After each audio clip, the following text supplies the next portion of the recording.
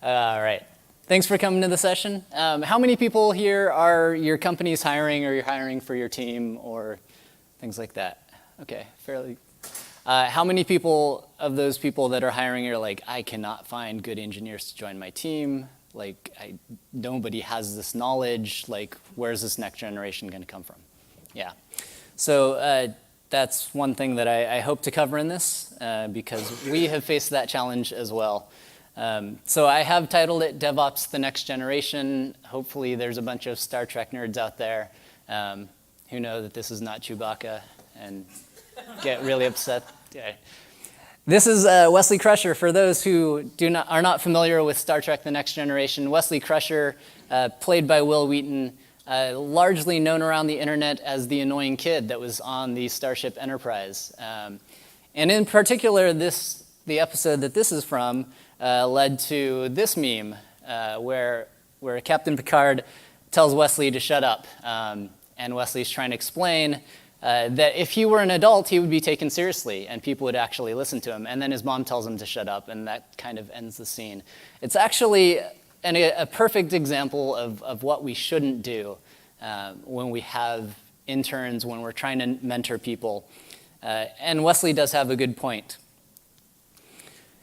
So one of the things that I absolutely love doing is reading social studies, like scientific experiments on people and how we think and how we behave, because as much as I'd like to think that we're all rational and we make well-informed decisions, and there's always this thing in DevOps that people try to make the best decisions with the information that they have, it's very obvious when you start to do research on the human brain and how we think and how we act that it's not necessarily logical in the ways that we would expect. So I want to tell you about this study. It was run by some researchers from Northwestern University and Stanford. And they had this concept that they referred to as old-timers and newcomers. And the study was essentially about how teams perform when they start mixing them up. And so they created these groups, and they called the people the old-timers. The old-timers were groups of people that had the same social background and the same concept about how to solve a problem. And then they would introduce a newcomer. And the newcomer could be someone from the same social background. It could be someone different. So they formed all these groups together. They made these sort of teams, and they gave them challenges. And so the first group was one that they were all socially similar. They all had the same opinions about how to solve a problem, and they went about solving it. The second group that they created was one that was socially similar. So you had the old-timers that all knew each other. The newcomer had the same social background and was undecided about how to approach the problem. And then the third group in this tier was socially similar again, but the newcomer had a different idea about how to approach the problem that they were given. They had another tier, and that tier was the old-timers, again, socially similar within their group, but the newcomer this time was someone that was completely different, had a different background, didn't flow in the same social circles. But in the first group in this tier, they had the same opinion about how to solve the problem. Similarly, they had one, and it looks like my fonts got a little messed up. I should have checked that a little better, but in this, the newcomer was socially different, but undecided about how to approach the problem.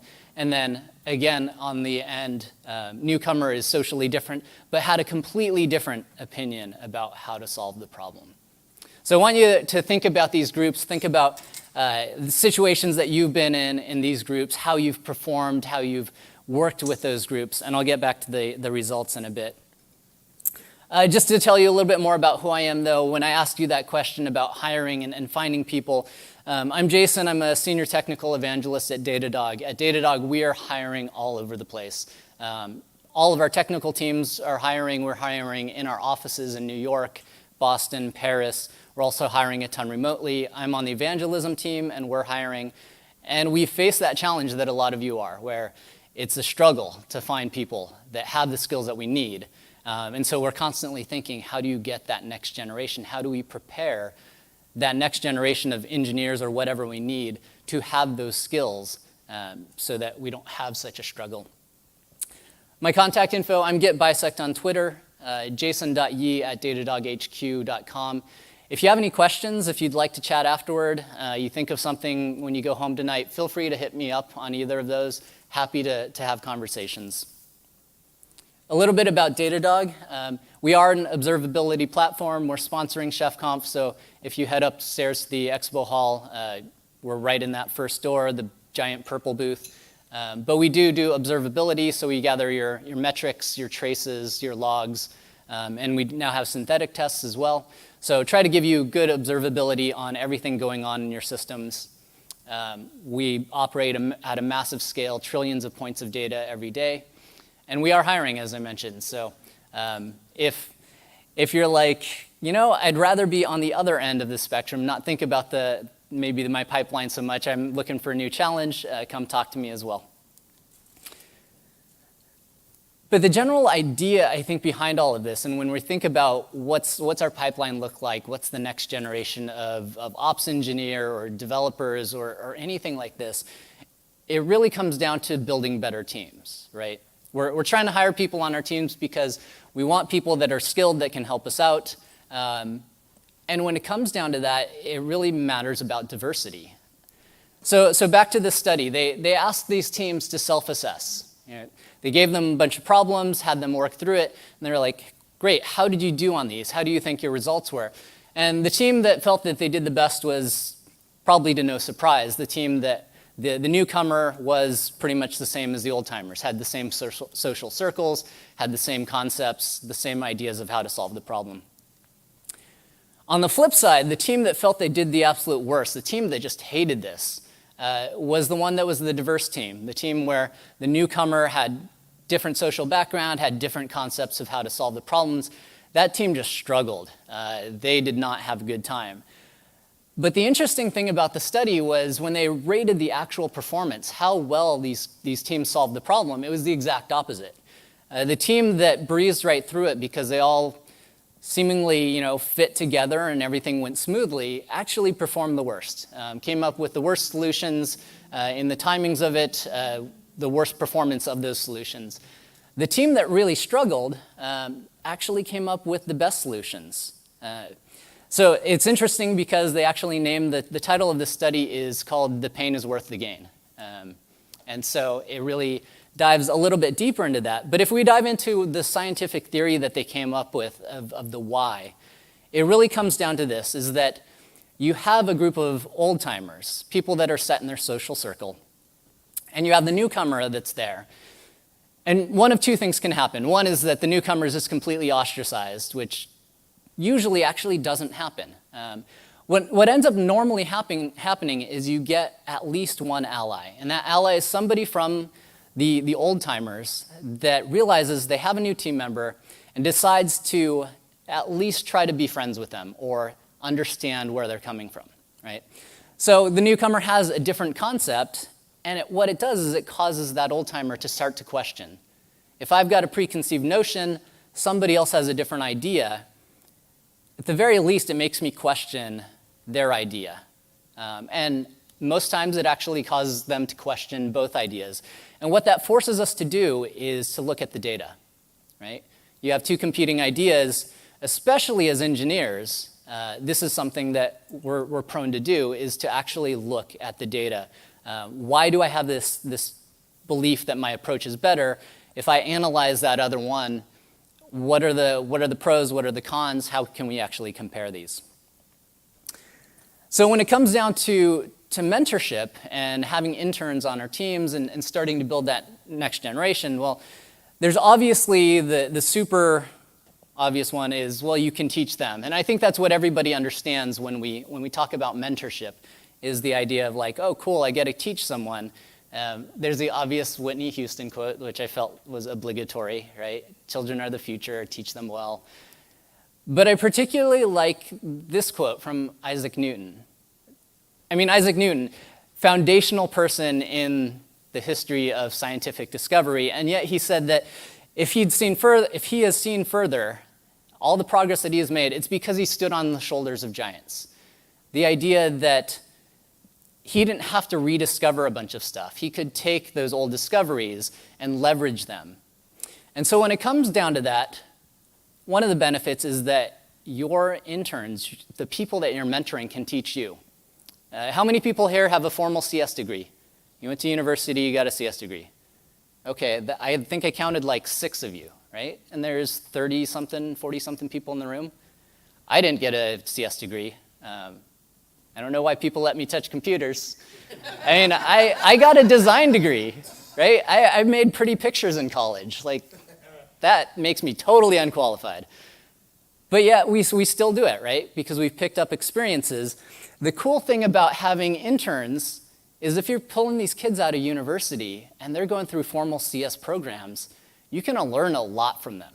I've picked up a lot of really foundational basic CS stuff just from talking to interns, right? Now, I could have gone to books and actually tried to teach myself or go back to college, but it's pretty cool when you're starting to partner with somebody that's a junior or an intern, and they're like, oh, hey, this reminds me of a thing I learned in class, and they can teach you. So that's one thing that's really cool about it. The other thing that I like is I've started to get into a lot of chaos testing, and I think that it really is a good opportunity to test your onboard processes. I like to call interns and junior engineers real-life chaos monkeys, right?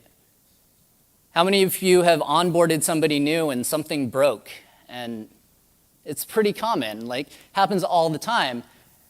And is it a fault of theirs that they broke your system? No. I mean, within the DevOps community, again, as mentioned earlier, we like to say that people make the best decisions with the information that they have. So the number one thing, if someone follows their documentation, if they're onboarding, and they take down production, well, what does that say about your docs more than what they did? So it helps refine your documentation process. And then I think the biggest benefit is that it helps breed a culture of resiliency and curiosity, right? If you constantly have somebody that's a junior that's asking you, why are we doing things that way?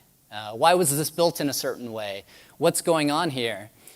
Well, yeah, that could be like Wesley, it could be annoying, but on a bigger level, accepting that means that you start to build this culture where it's okay to ask these questions. And these questions, as in the study, start to make you question why you built things the way you did. They can help identify things like technical debt. They can identify those workarounds, those kludges. In some cases, that's probably okay. You had restrictions when you first built them. You had certain constraints that aren't obvious, and you can pass those on to your mentor or your mentee or your intern. But in other cases, it could be things that you start to realize those constraints didn't actually exist, or they've gone away, and now you have this technical debt. So hiring people that question you is actually a really good thing. So all that said, I'd like to share a little bit about how we actually do things at Datadog and what our program actually looks like. This year so far, so we're not even halfway through the year, we've hired 43 interns, which is pretty incredible. They've come from a bunch of places. More incredible than that, though, about 20% of our full-time engineering staff at one point was part of our internship program, which is pretty amazing. And not only are they interns who have joined staff, we've got people all up and down the organization that were at one point interns. One of our directors of engineering was one of our early interns. We've got several team leads that used to be interns. So we've got them all over the place. Not only does that show that interns can be super valuable, but it shows that once you onboard them, they can make a huge impact. A few of the universities that we work with the University of Waterloo. Waterloo, Canada is about an hour and a half drive from Toronto. Fairly well-known technical university in Canada. The other one is the École Centrale Supélec, which is in Paris. So another notable technical school, but that one's in Paris. A lot of our early engineers came from there. Our co-founders actually went to school there as well, so we've got a long history with them. A few of the others that we work with, though, we do have a bunch of universities in France, and then here in the States, Northeastern and Cornell are ones that we work with. Also, I don't know, I like Pokemon Go, and Mines reminded me of that. So a few lessons learned in this,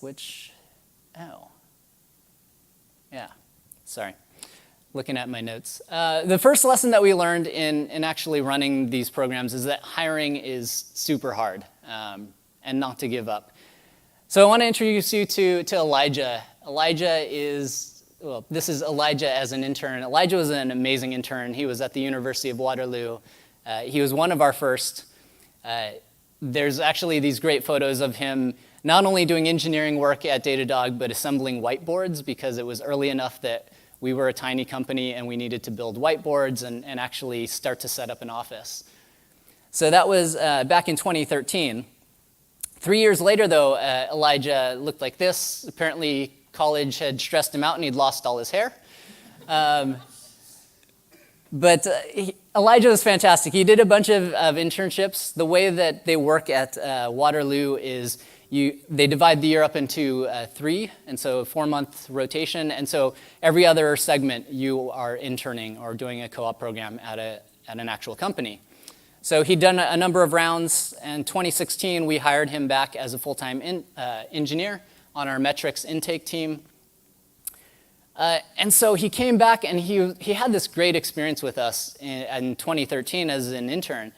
And so he talked with his mentor at Datadog and he was like, I'd really love to help with the intern program. And unfortunately at that point, our intern program had died. We hadn't hired an intern. We hadn't had interns for about a year.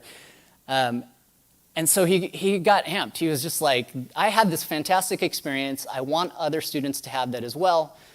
Let's start this up. So his mentor at Datadog said, that sounds like a great idea. Let's give it a shot.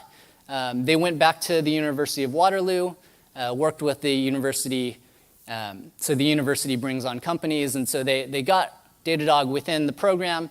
They ended up spending an entire day, over 9 hours, just interviewing all of these university students, trying to figure out who'd be a good fit. In the end, they sent out a bunch of offer letters to students, super excited, and we got 0. Nice. Nobody responded. Yeah. This is really deflating for Elijah. Elijah's like, wait, I had this great experience, I want to share it, and literally nobody cares about this. Thought it was a waste of time.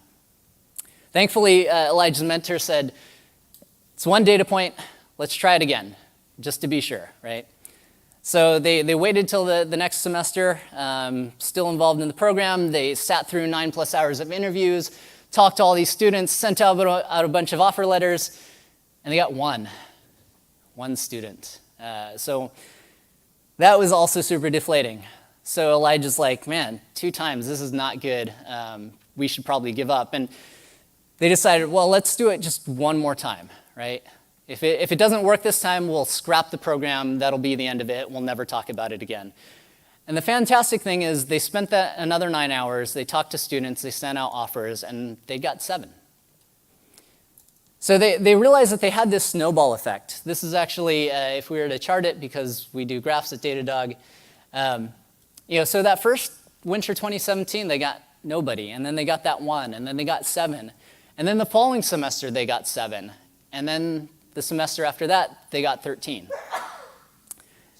And so they realized that part of the challenge was trying to get students, because when a student joins your internship program and they have an amazing experience, they go back and they tell their friends. They say, I had this fantastic experience, I learned all this stuff, this company is amazing, you should go try to intern there. So you get this snowball effect. So number 1 lesson is don't give up. Hiring is hard, but once you get your foot in the door, once you can start getting a few interns or even just one, and they have a great experience, it really starts to escalate from there, and you'll start getting more. Now, part of this, though, is assuming that your interns do have a fantastic experience. So how do you do that? Well, the number 1 way is you have to treat your interns like full-time employees. There are traditionally 2 types of intern programs. One is doing exactly this. You treat your interns like full-time employees. You give them real work to do. They work with your real staff. The other, unfortunately, is one of the more common ones, and that's where you get an intern, and that intern gets given some dummy, siloed project that never sees the light of day, and they sit in the corner and they don't interact with anybody, and they're told to work on this thing because it'll teach them something, and at the end of the experience, they didn't really do anything, and they felt like they wasted their time. We found that interns given real work with real responsibilities thrive. It's amazing how students will step up to the challenges that you give them. So number one, give them real work. Treat them like real employees. Obviously, be there to help them. They will have a lot of questions. They'll ask you about things, about your architecture, about how to solve certain things. There's a fine line between answering them directly and giving them the exact answer, but it does take that involvement. Be there to answer their questions, help guide them. And the biggest thing is when you give them a challenge, give them something hard, because when they solve that big challenge, the reward is huge. Right? You don't want to give them easy stuff that's too easy. Let them get stuck. Because I think, as we all know from our own experiences as engineers, the things that we learn the best are when we get extremely stuck and we spend days or weeks pounding our heads against the table or against the walls trying to figure out something. And then finally, when you make that breakthrough, that feeling, right? That's amazing, and I think that's what we live for, and that's what students live for. The other thing is to give them real compensation. So a lot of times we think of internships as free work, right? We get a student and they come on board and we can give them free tasks, whether menial or whether real work, and we get it for free. And unfortunately, that's not the case. You have to pay your interns. At Datadog, our headquarters is in New York. We have an office in Boston. We have an office in Paris. We have offices in fairly expensive cities. We want our interns to be able to live in those cities and work along with us. Just like we wouldn't want our colleagues to have to live 2 hours out and commute in because they can't afford to live where they're working, we don't want our interns to do that as well. So we pay them well. We help set them up in housing in New York and in Paris, and we give them that good pay. The other thing that we give them is real PTO. So as much as you think that college kids, they're taking time off and it's just college, burnout with interns is just as real as burnout for the rest of us. Most of these kids, they're not partying. They are, if you're hiring well, you're hiring good, studious college kids. A lot of them are going directly from final exams on a Friday. They're moving to your city on the weekend, and they're starting on Monday.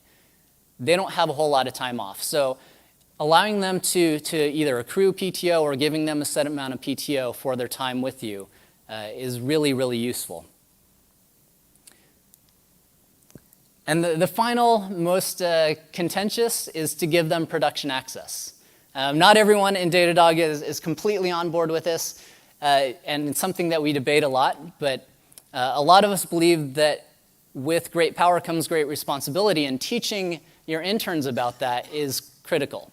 As mentioned, interns, when faced with huge amounts of responsibility, usually, overwhelmingly, will step up and meet that. So give them production access.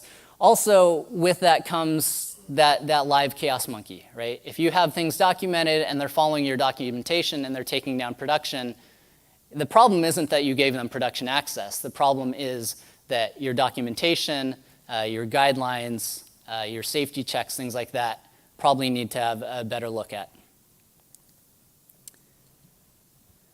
So the third lesson that we learned is that mentorship takes a lot of forms. There's obviously formal mentorship, right? Formal mentorship being the team members that they're working with, their manager. At Datadog, we have a thing called a buddy. So every time someone joins, whether they're an intern, whether they're a full-time employee, they get two people. They get a mentor, which is somebody on their team who's going to show them the ropes on the technical side, tell them about all the pitfalls, the technical debt, how we do deployments, things like that. But they also get a buddy, and the buddy is somebody that's there to show them the cool things, like what's the cool restaurants to go to in the city? What's the fun stuff to do? How are they doing on their personal growth? Are they actually becoming the person that they want to be? Are they having a good time working at Datadog? So that's one nice formal mentorship that we've added. There's also a ton of informal mentorship that we like to add. And this is really simple. It's things like hanging out, right? It's things like having lunch. At Datadog, we cater in lunch Monday, Wednesday, Friday into all of our offices. And it allows people just to like hang out and take a break from work, talk to people over a nice meal. We also have a group called the Party Pups. I highly recommend that at your organizations you implement something similar. Party Pups really is just a team of people that their side goal is to throw parties. So once a month, we have a party. And that party could be anything. It could be, going to an arcade with a ridiculously long foosball table and having everybody around it. Actually, there's a Party Pups tomorrow, which I'm missing out on. In our New York office, they're having casino night. So they're getting a bunch of people to come in, have dealers. They're actually posting up some money, so you can actually win some money. But they change it up, so it can be anything. It's one time they had someone come in with all the materials to build little terrariums for your desk. So you could have a little plant and some things to customize your desk.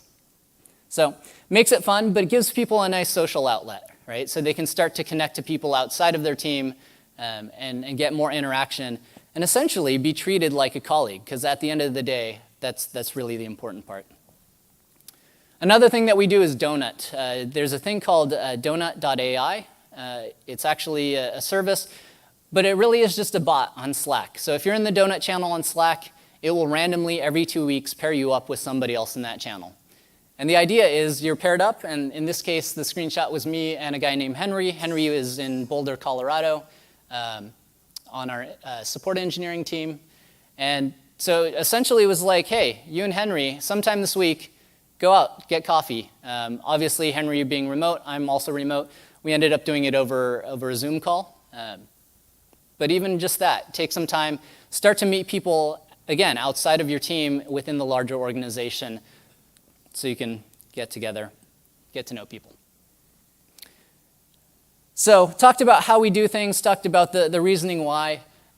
One thing that I definitely wanted to include in this talk is another perspective. So again, we've got 43 interns who are currently at Datadog. That'll be growing throughout the year. But I wanted to get their perspective. So I sent them all a survey, asked them about some of their insights so that they could share with the rest of us. So I asked them, how do you evaluate a company? One of the things that we learned, obviously, in those early days when we got 0 responses and then that 1, is that if you're in a program with a good university, there's a lot of competition.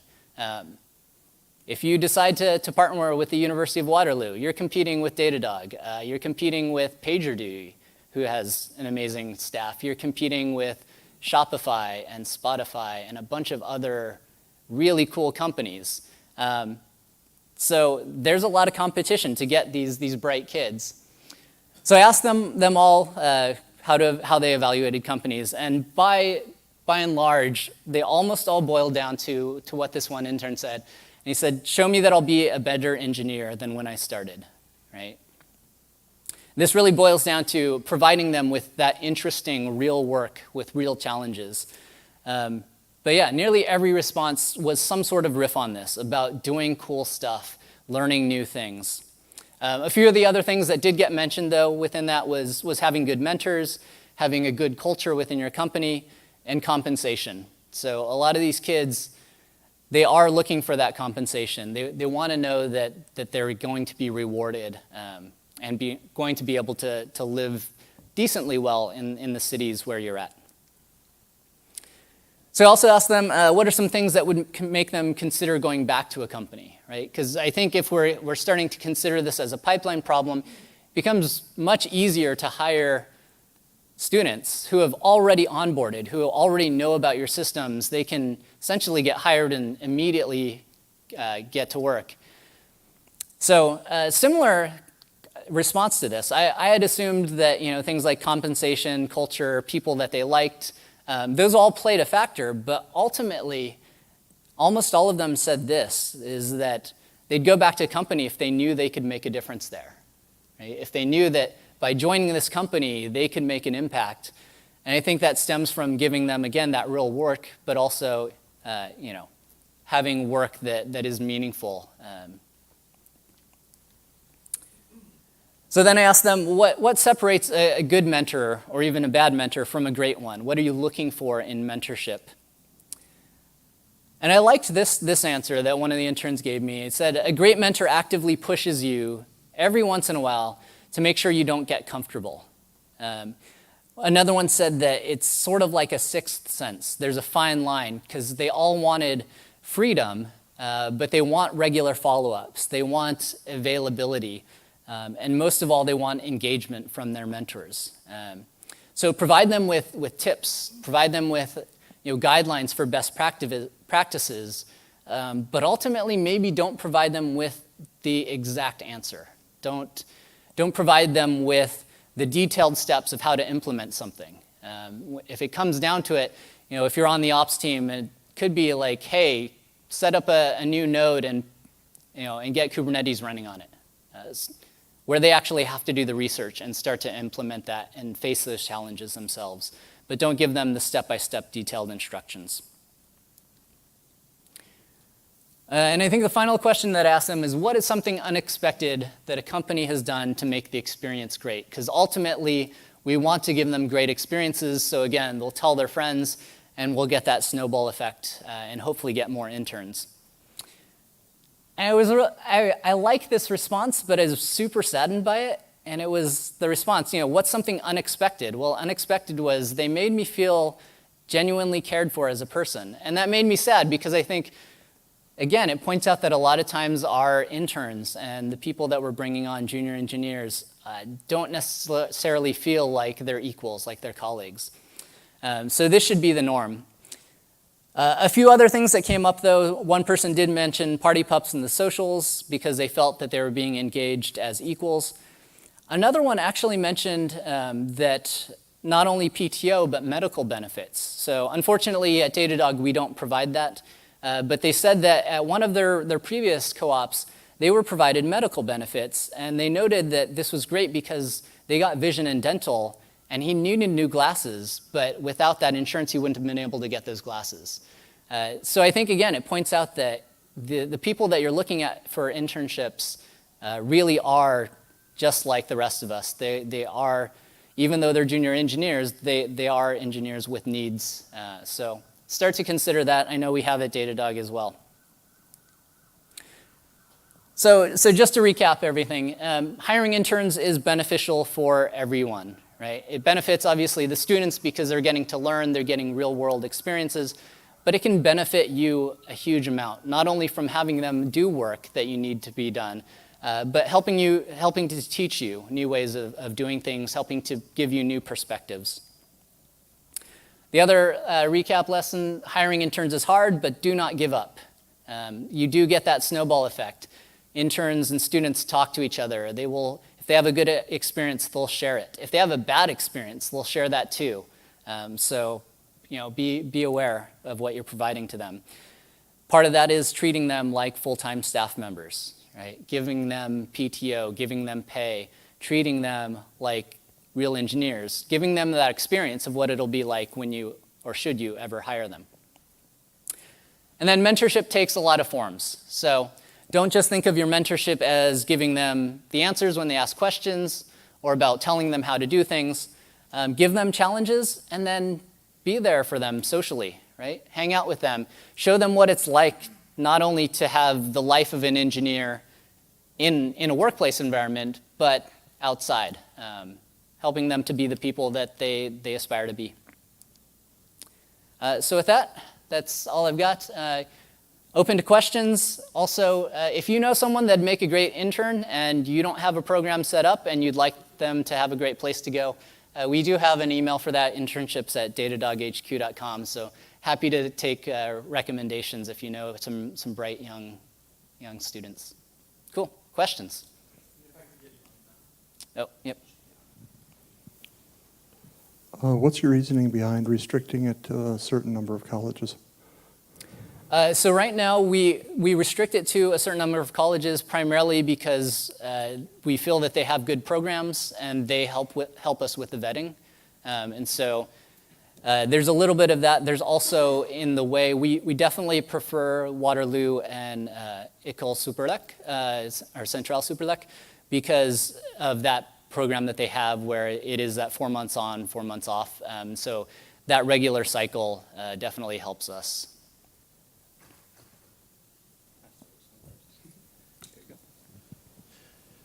So looking at your data before, you kind of showed that the intern kind of results ramped up. Yeah. Do you think that it was the time of year that you were looking at getting interns? Like the first date was in the middle of like December, which is high vacation time for students and stuff like that. Yeah, so that actually is why we work with those schools. So it is a regular cadence. The students at University of Waterloo do actually follow that. So that didn't actually have a play because it was all of those students for that term were expected to go, well, they sort of overlap. So I guess it'd be a third of the students at that point were expected to go on co-op. But don't you think it kind of ties in? Well, then maybe it's the success of Datadog, because I didn't know who you guys were in 2017. Yeah, I mean, there could be some of that as well. But I think it really was, for us, part of it was, nobody knew who we were. And part of that fed into because we hadn't had any interns. So when it came down to, people that were like, oh, PagerDuty's been doing this, and we all know PagerDuty, and versus like, who's this Datadog? I don't know. Yeah, at Starbucks we have no problem. Yeah. Like, don't even reply. Yeah. So Starbucks, you've got the name recognition, but I think it also feeds into, your interns come back and they're like, cool, I didn't just get paid in coffee, right? Like, I actually had like something cool that I was working on. Yeah, one of our ex-interns is actually here right now as a full-time employee. So Yeah, nice.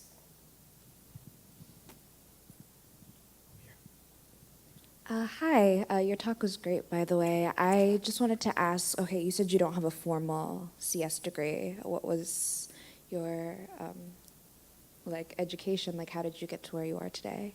Yeah, so I graduated with a degree in graphic design.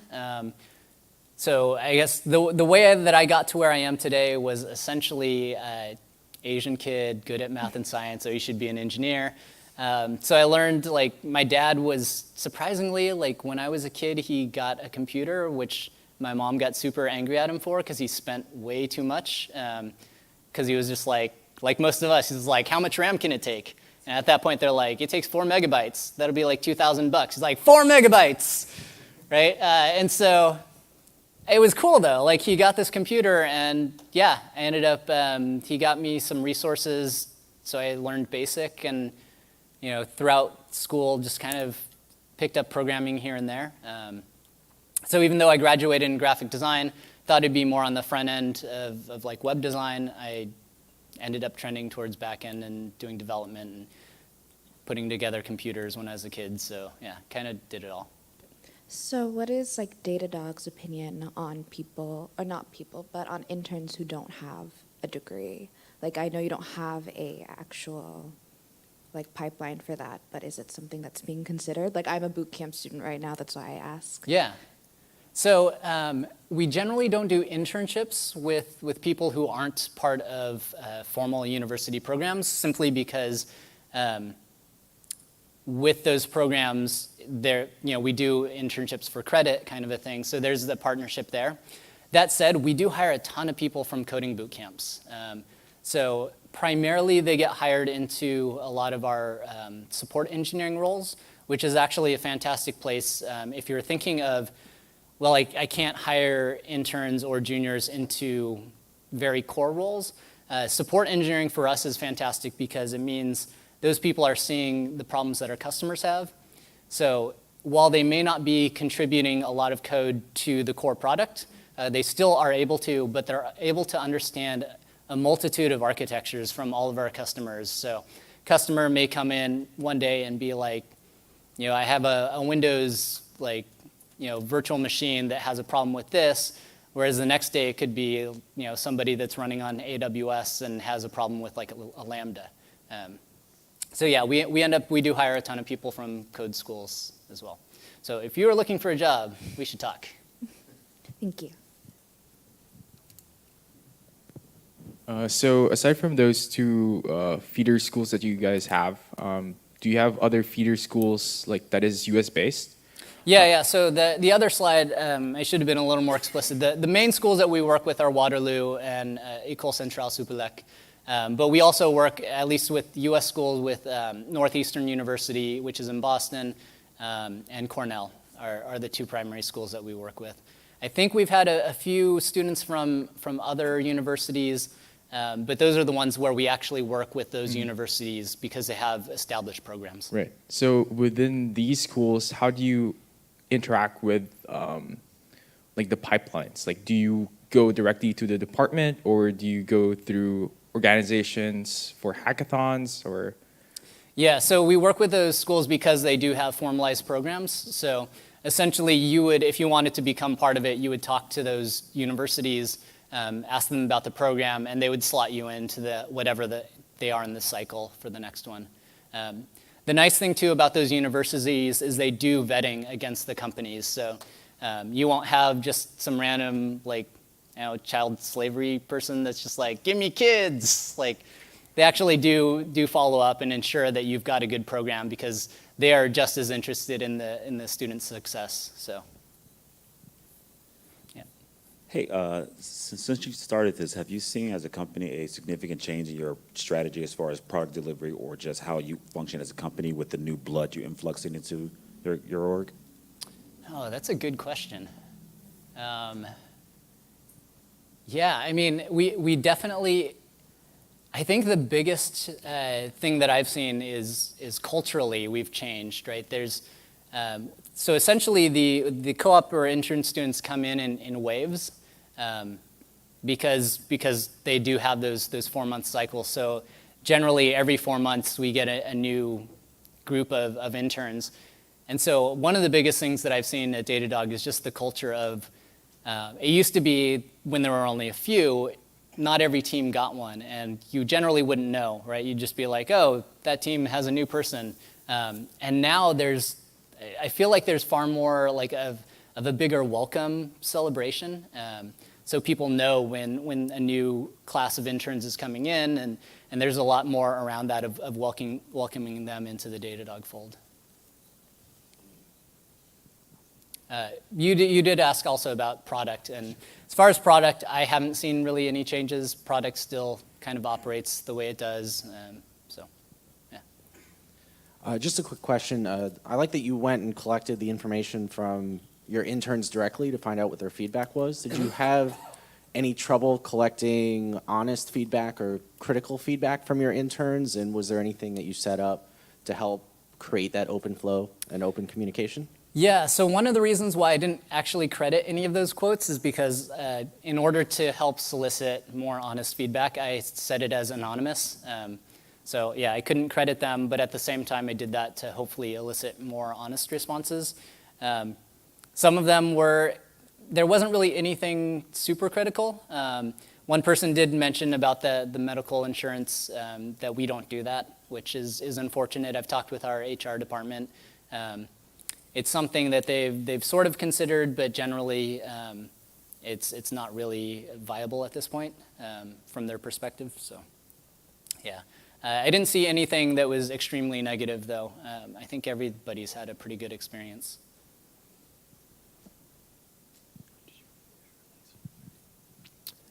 It sounds like something that's really important when you're creating an internship program is to have good mentors. Do you have any internal training initiatives to create good mentors? We have had some. Actually, we've started expanding that mentorship idea beyond just our interns. So there is a group of higher up leaders within Datadog, extending all the way to Alexi, who's our CTO. They've all essentially taken a little bit of mentorship training, but they've all volunteered. So there's some team leads, some product owners, some director level people. And so they're starting to extend that mentorship and create essentially mentorship office hours. So any engineer within Datadog, if you've got a question about career path, about anything specific, so some of them, one of our senior product managers has, if you want to learn about product management, there's a list of them, and now they all offer essentially office hours, and you can book time with them to start getting mentored yourself. There hasn't been a whole lot more training for others to mentor, but that is something that we're working on as we start to build out this program.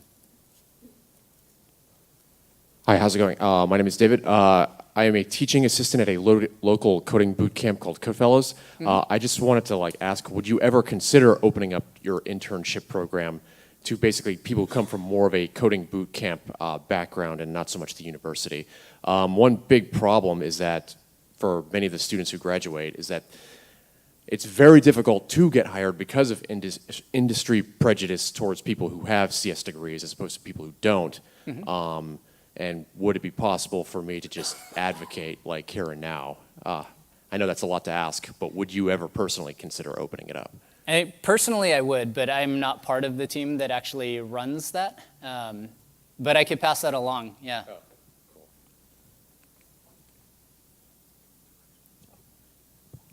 What's your conversion rate from intern to full-time? Do you have a estimate? Ooh, that's a good question. I don't know the numbers on that. I do know, obviously, there's that stat that about 20% of our full-time engineers at one point were an intern. But beyond that, I don't know what the actual conversion rate is. And I'm pretty sure that 20% has dropped off over the past 6 months, mostly just because we've grown so quickly. I think since the beginning of the year, we've added at least 200 employees to Datadog. So, yeah, as we grow, that number starts to go down because we're just growing too fast. But that's a good question. I can try to find that out. Cool. Any more questions? Well, as mentioned, I am on Twitter, getbisect, or jason.ye@datadoghq. If you think of a question later, feel free to hit me up. Other than that, thanks for coming.